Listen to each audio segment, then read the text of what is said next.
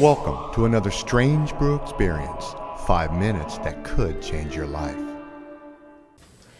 Hello and welcome to episode number 21. It's based on a book called Money is Love, Reconnecting to the Sacred Origins of Money, written by Barbara Wilder.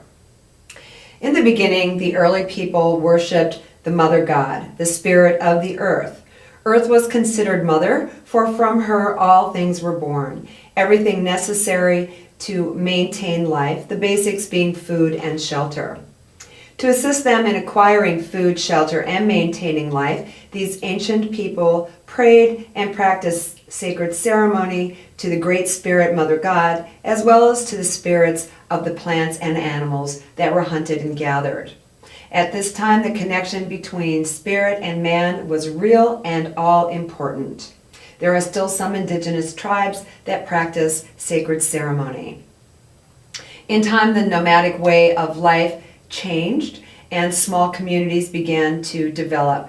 The sacredness remained, but the exchange shifted form. What was once raw hunting and gathering became harvest and domesticating animals.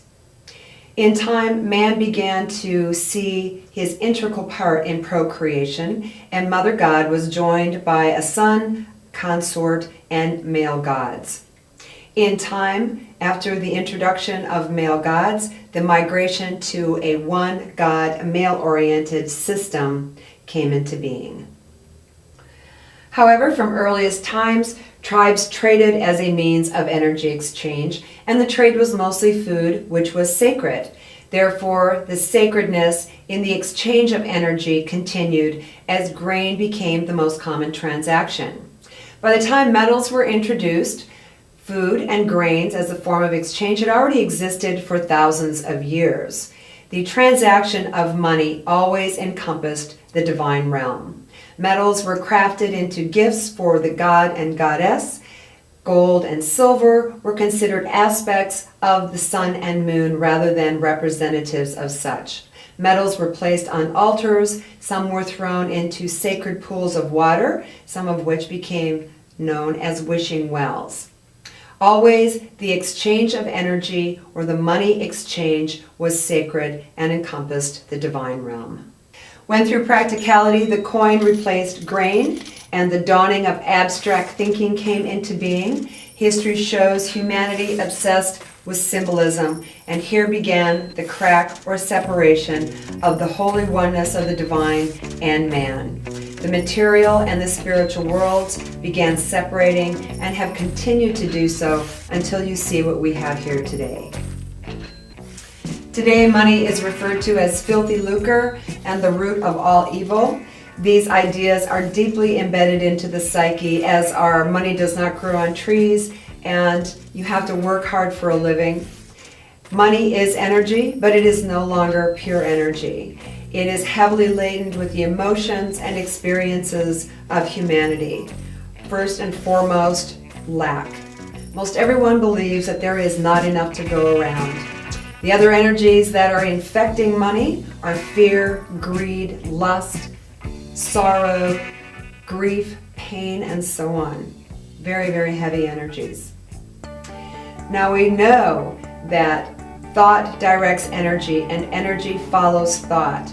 Though this may seem a tall order, I do believe it is time for us to redirect our thoughts and feelings regarding money to reestablish the divine connection that was broken so long ago.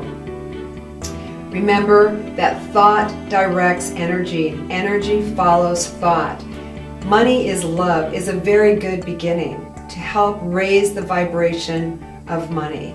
Remember too that the exchange of energy began as sacred, and to this we must return. Barbara's book, Money is Love, has a lot more information in it than I delivered.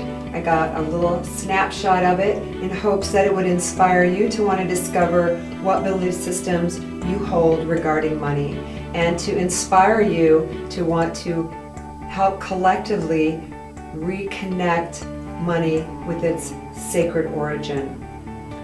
Barbara has also offered up some really cool tools and techniques so that we can reconnect to the sacred origins of money. Some of them are journaling, a mantra, there's a wonderful meditation. There's a lot of really usable, wonderful information in this book. It's not a book that you read one time and then just put it down. This is a book that you can actually use and make practical sense of in your life as you start to redesign your thoughts about money.